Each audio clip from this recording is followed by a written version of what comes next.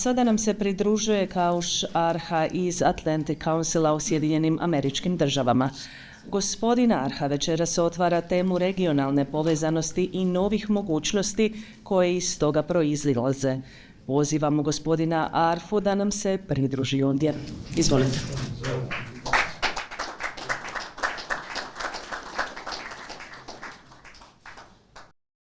Well, good afternoon, and it's a pleasure to be here. Jim and I do too often these sort of road show, and we agree too much, so let me start with a disagreement with my erstwhile Jim Carafano, the friend. President Trump does care a lot whether his name is on the arch or the tower. I think it's utter nonsense that he does not care. That's a lie. But anyway, other than that, it's a real pleasure to be here. And I thought I wasn't here for Jim's entire spiel, but I've heard it before, so I'll take a slightly different tack. I think it's useful to see, or not useful, I think it's both sides or all sides would agree that President Trump is a historic figure. That means he will make and have a big imprint on history. Some good, some bad, depends on your perspective of how that works out. But people will not say that he was some president of the United States who we don't know what he did, what his impact was. He's a forgettable character. That's not what people are going to say about President Trump. And if we put him in historical context, I think, at least I find it useful to sort of put him in a shape of at least European or transatlantic sort of historic chapters. Then there was a chapter that started after World War II. It's formed NATO. We had the Cold War, and the Cold War ended about 1989 with the fall of the Berlin Wall.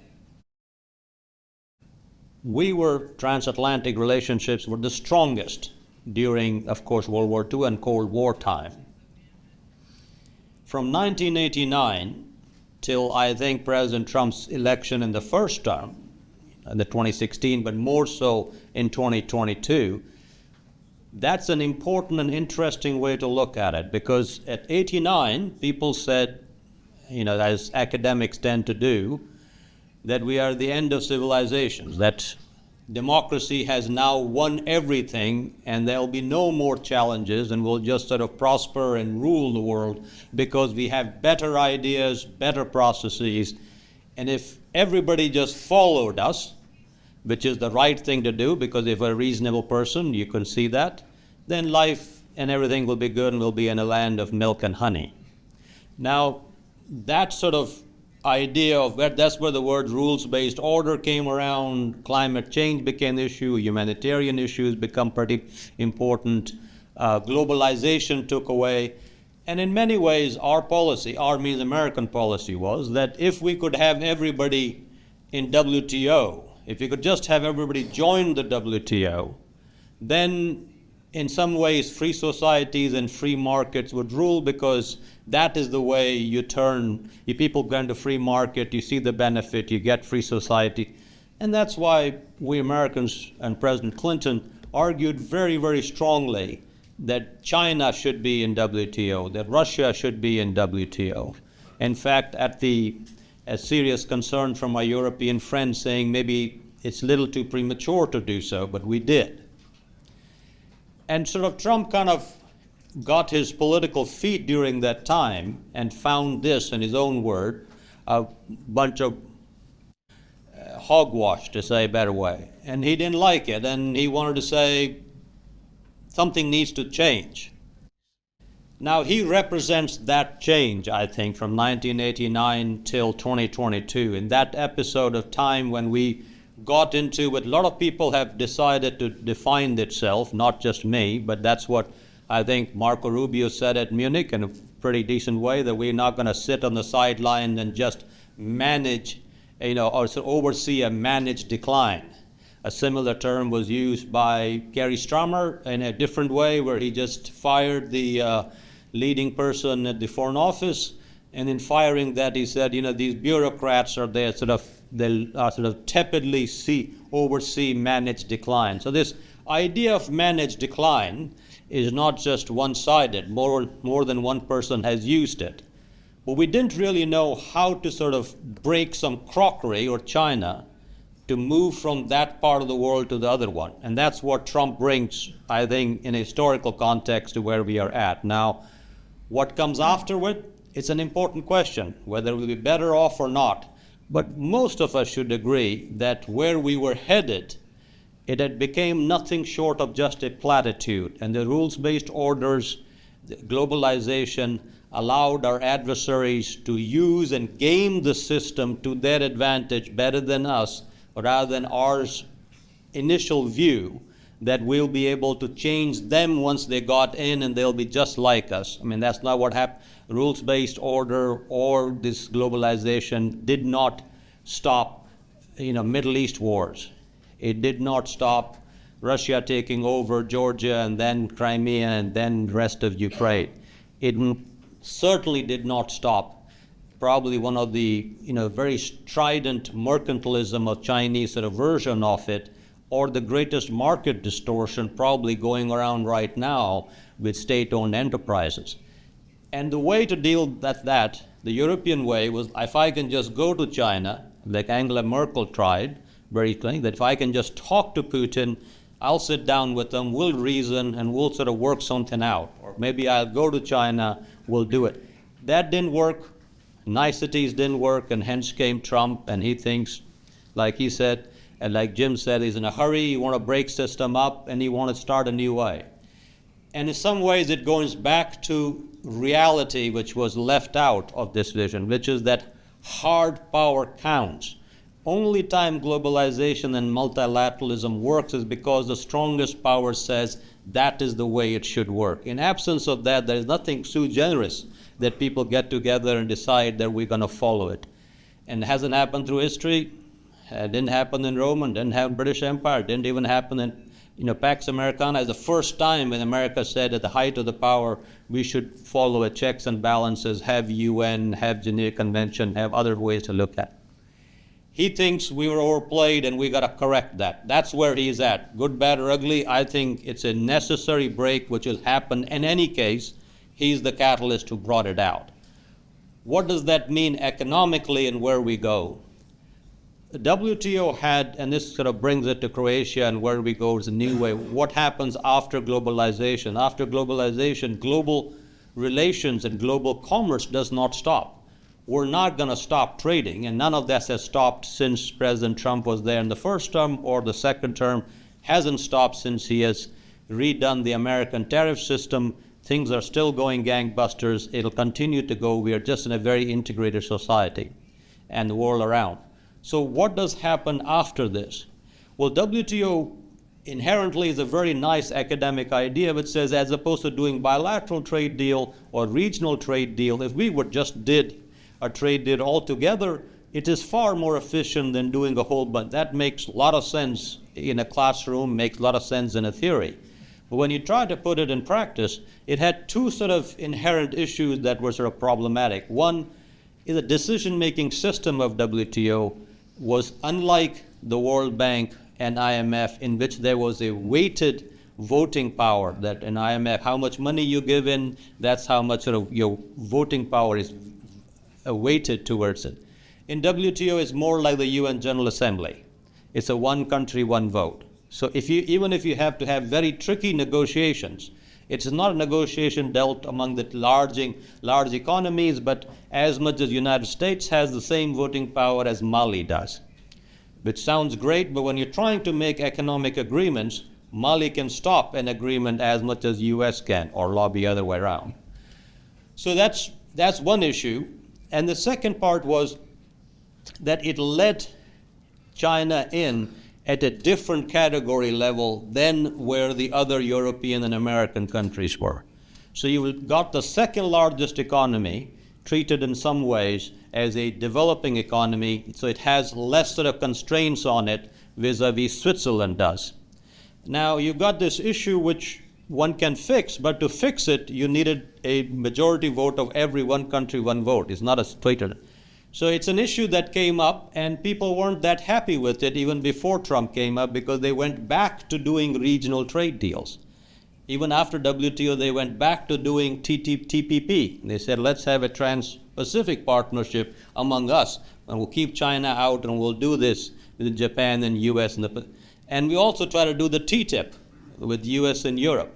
And so this is neither here. This is largely a sort of saying that, hey, WTO ain't not working, we're doing this in a separate way. Nobody said anything bad about WTO, but they vote with their feet, like they say. Now that went in, didn't happen because trade got caught up with the whole globalization, became a pretty bad word. Now it comes Trump, and again, as in a hurry, he's done 2 or 3 important stuff that are one, he said, I'm going to reassess the tariff rules that United States charges, and we are kind of largely the lowest tariff barriers compared to anybody, whether it be EU, or whether it be Japan, or whether it be India, or whatever. He has done that. He did his part of it.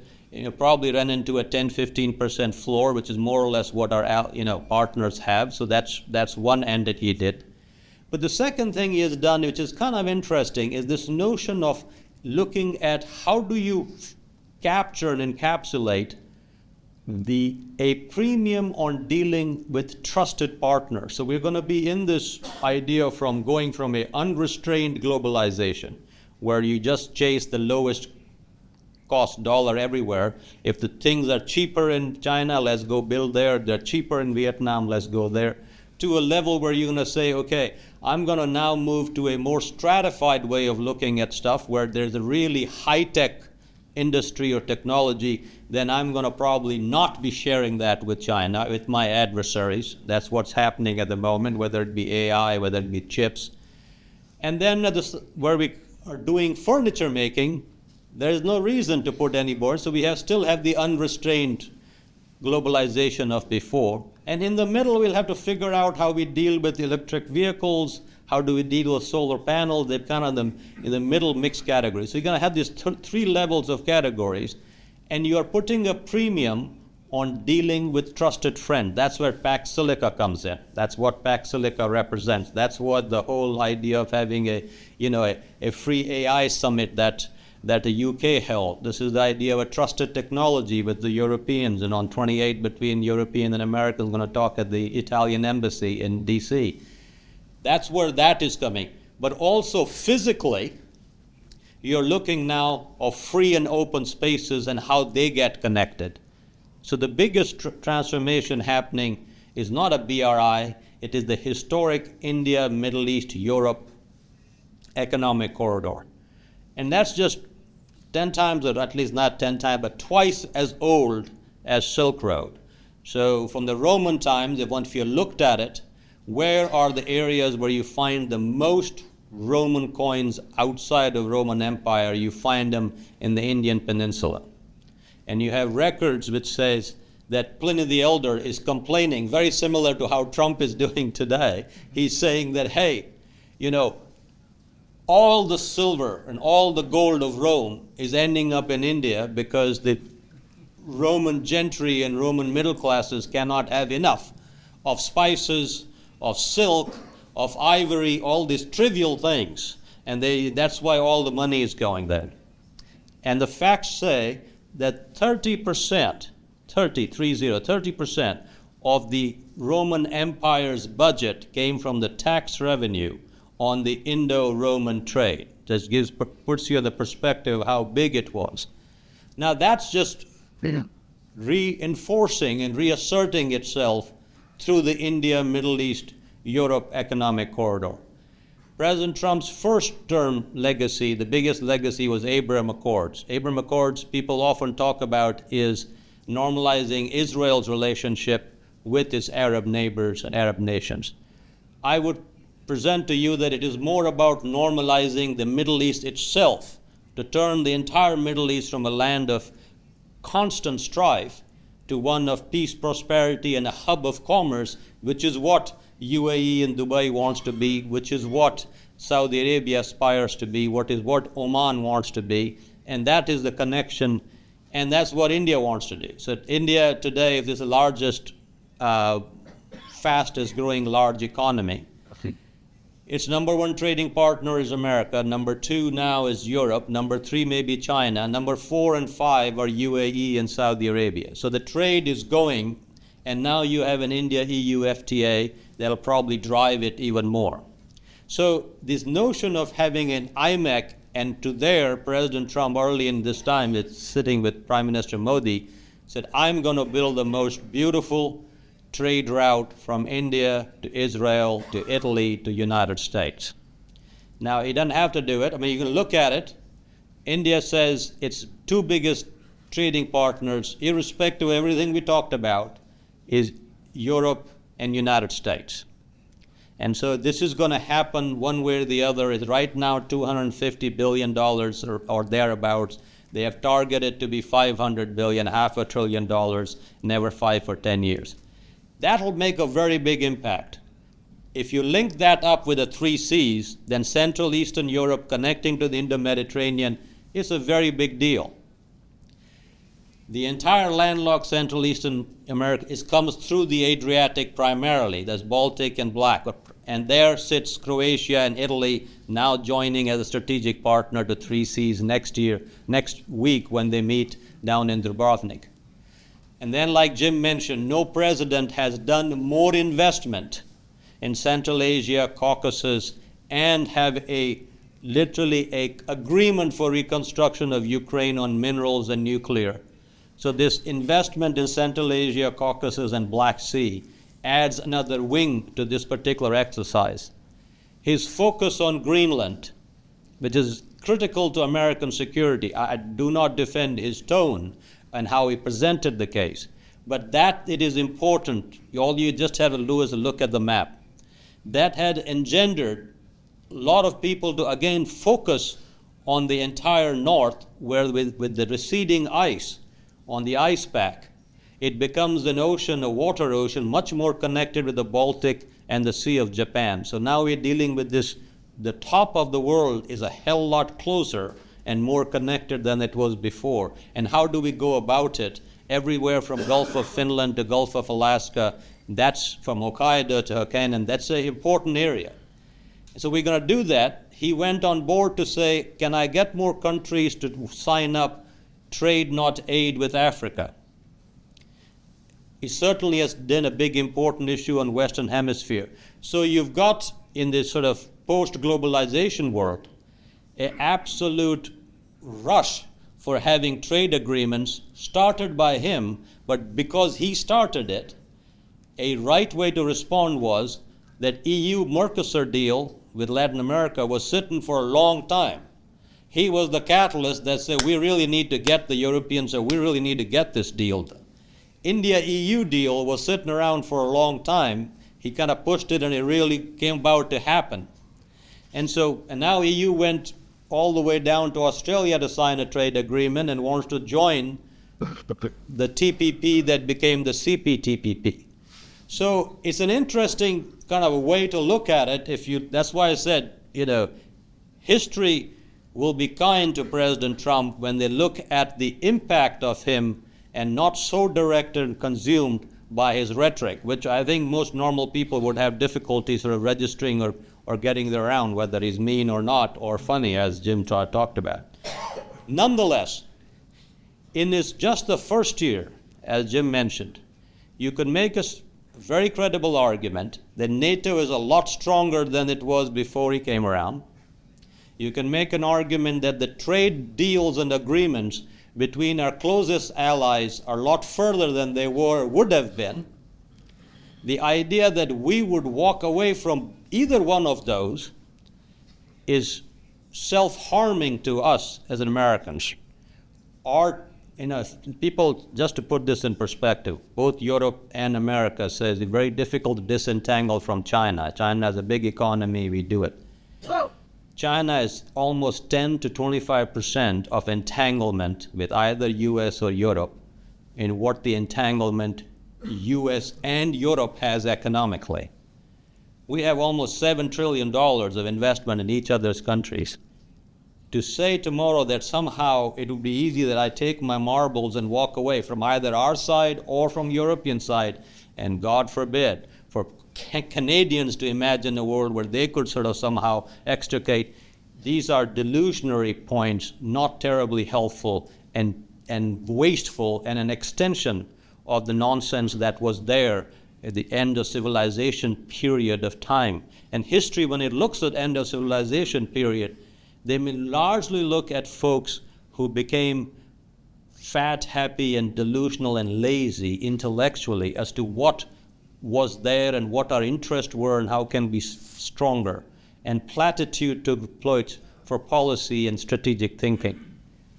Trump is a useful wind, a useful fire in a forest to rejuvenate it. Now, that doesn't mean that itself is right, or what comes out is right, or even how he's going about it is the right way or not. But certainly the polite way didn't get us there earlier on. So as such, I think when you look at it, both from economic security and economic relations and military alliances and the military capability of America, it would be difficult to argue that if all of us acted as professionals in our own national self-interest, that we will actually come out better off at the end of his term, even if on occasions we might have to hold our noses a bit, than we would in the other case, either with President Biden or the others that we had. And for all those people, for all those people who talk about Venezuela, who talk about Syria, who talks even about the present Iran war, I think it'd be useful if we were just able to sort of disassociate ourselves with the rhetoric of the time and compare that, both how measured, how tailored, how impactful they might be, then the actions of our preceding leaders of whether Iraq War 1, Iraq 2, Iraq 1, not Iraq, Iraq 2, Afghanistan, Libya of all the places going in, and whether you did or did not act in Syria, Georgia, and Crimea. And all of those were done under the rubric of rules-based orders, while the global south was howling that this was hypocritical. So it's an interesting thing to now, I think since we are here and since I too owe most of my little knowledge to Jesuit education, I think it's worth walking in other people's shoes before you start opining on how they ought or not to act. And so the most interesting thing about Europe per se is that it hasn't fought that many wars, but it has assigned itself somehow the holy duty to opine whether the war was legal, illegal, fought the right way, not fought the right way, while other people, whether it be Americans or Israelis, fighting it day in and day out. It'd be nice to be able, and we can go down the list on how people react in those extreme locations. Now, just to end with the notion of where Croatia and Southeast Europe sits in. As I mentioned, the whole Balkan region per se, the entire Southeast Europe, sits at the heart of a very, very dynamic and very rapidly transforming economic relations. The biggest drivers are the biggest economies, which are India and sort of Indo-Mediterranean trade, whether it be IMEC. That is going to drive a lot of economic engine here, to which you then add the so-called middle corridor. I just sell it what it would be like Central Asia, Caucasus, Europe economic corridor. That too, through Black Sea and others, will come through here. And then you obviously have the connection between the three seas, which is a nice idea but not strategically implemented yet, if the idea was to literally connect the three seas physically through infrastructure. So if you're going to connect Black Sea to the Adriatic, those road and rail have to come through this part of the world, either it would be Danube or through a road and rail network. So you've got Serbia, Croatia. This world is sitting at literally the corner, the heart of this growing connectivity thing, where you've got vertical corridors coming up from Thessaloniki through Serbia to Budapest. You've got oil and gas happening on the shores of Croatia at two ends, both on the Istria end and down below going up in the north. You've got Trieste reimagining itself as the marine gateway for the old Austro-Hungarian Empire. You have now train lines coming from Trieste all the way up to Gdansk and through Via Baltica into Helsinki. this is a very, very momentous time, and it'd be a time when the narrative of this region has to change from being one of parochial border or other issues related to one of extreme connectivity and being the main roundabout and thoroughfare for economy which connects Greece to Central Europe, Central Asia, Caucasus to Europe, and the Adriatic to the Central Eastern Europe. That's, I think, the great future, and it's a really honor to be here and talk to you about this. Thank you for your time.